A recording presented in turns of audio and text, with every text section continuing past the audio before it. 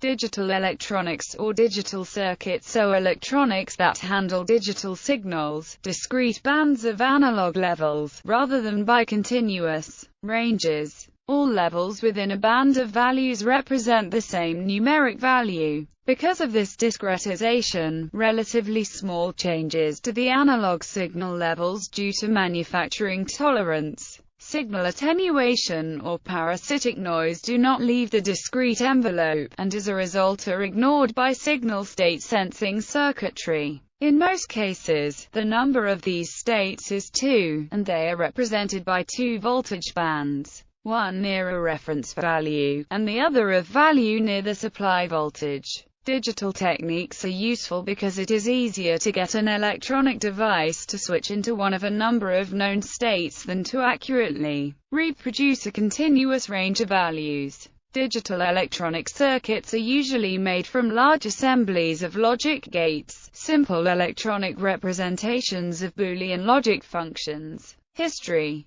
The binary number system was refined by Gottfried Wilhelm Leibniz, and he also established that by using the binary system, the principles of arithmetic and logic could be combined. Digital logic as we know it was the brainchild of George Boole in the mid-19th century. Boole died young, but his ideas lived on. In an 1886 letter, Charles Sanders Peirce described how logical operations could be carried out by electrical switching circuits. Eventually, vacuum tubes replaced relays for logic operations. Leader Forrest's modification, in 1907, of the Fleming valve can be used as an AND logic gate. Ludwig Wittgenstein introduced a version of the 16-row truth table as Proposition 5.101 of Tractatus Logico-Philosophicus. Walther Bothe, inventor of the coincidence circuit, got part of the 1954 Nobel Prize in Physics for the first modern electronic AND gate in 1924.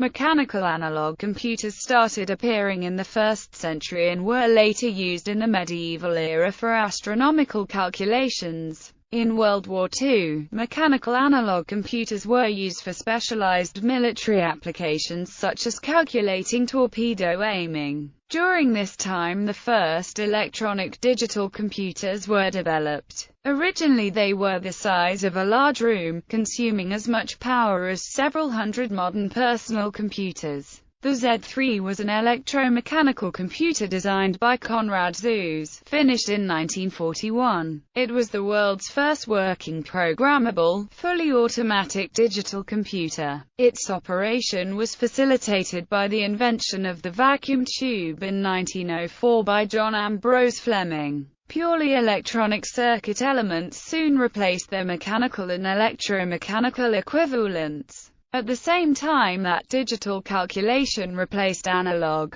the bipolar transistor was invented in 1947. From 1955 onwards, transistors replaced vacuum tubes in computer designs, giving rise to the second generation of computers. Compared to vacuum tubes, transistors have many advantages. They are smaller, and require less power than vacuum tubes, so give off less heat. Silicon junction transistors were much more reliable than vacuum tubes and had longer, indefinite, service life. Transistorized computers could contain tens of thousands of binary logic circuits in a relatively compact space. At the University of Manchester, a team under the leadership of Tom Kilburn designed and built a machine using the newly developed transistors instead of valves. Their first transistorized computer, and the first in the world, was operational by 1953, and a second version was completed there in April 1955. While working at Texas Instruments, Jack Kilby recorded his initial ideas concerning the integrated circuit in July 1958, successfully demonstrating the first working integrated example on the 12th of September 1958. This new technique allowed for quick, low-cost fabrication of complex circuits by having a set of electronic circuits on one small plate of semiconductor material, normally silicon. In the early days of simple integrated circuits, the technology's large scale limited each chip to only a few transistors.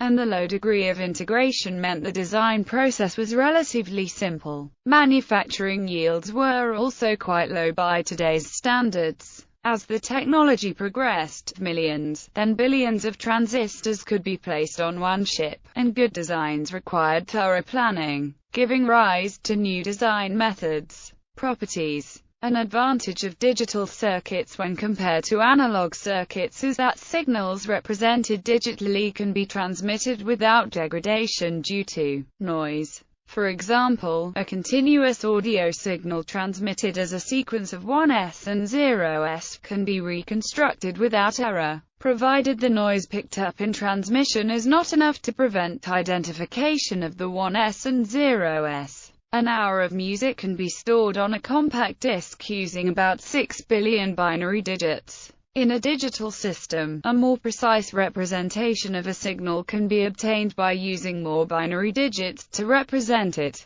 While this requires more digital circuits to process the signals, each digit is handled by the same kind of hardware, resulting in an easily scalable system. In an analog system, additional resolution requires fundamental improvements in the linearity and noise characteristics of each step of the signal chain. Computer-controlled digital systems can be controlled by software, allowing new functions to be added without changing hardware. Often this can be done outside of the factory by updating the product's software, so the product's design errors can be corrected after the product is in a customer's hands. Information storage can be easier in digital systems than in analog ones. The noise immunity of digital systems permits data to be stored and retrieved without degradation. In an analog system, noise from aging and wear degrade the information stored. In a digital system, as long as the total noise is below a certain level, the information can be recovered perfectly. Even when more significant noise is present, the use of redundancy permits the recovery of the original data provided too many errors do not occur. In some cases, digital circuits use more energy than analog circuits to accomplish the same tasks, thus producing more heat, which increases the complexity of the circuits, such as the inclusion of heat sinks. In portable or battery-powered systems, this can limit use of digital systems.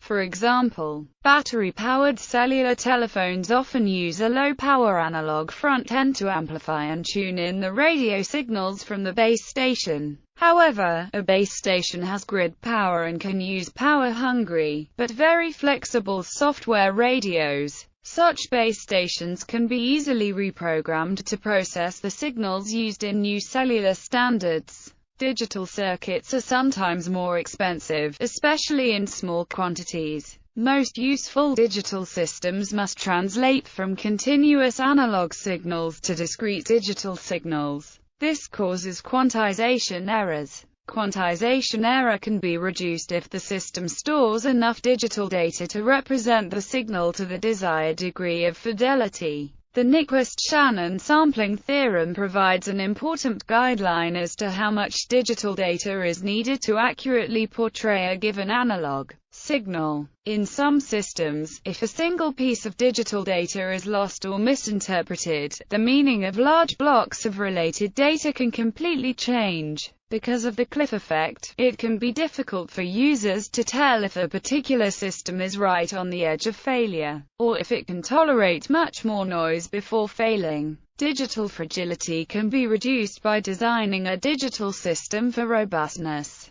For example, a parity bit or other error management method can be inserted into the signal path. These schemes help the system detect errors, and then either correct the errors, or at least ask for a new copy of the data. In a state machine, the state transition logic can be designed to catch unused states and trigger a reset sequence or other error recovery routine. Digital memory and transmission systems can use techniques such as error detection and correction to use additional data to correct any errors in transmission and storage. On the other hand, some techniques used in digital systems make those systems more vulnerable to single-bit errors. These techniques are acceptable when the underlying bits are reliable enough that such errors are highly unlikely. A single bit error in audio data stored directly as linear pulse code modulation causes, at worst, a single click. Instead, many people use audio compression to save storage space and download time, even though a single bit error may corrupt the entire song.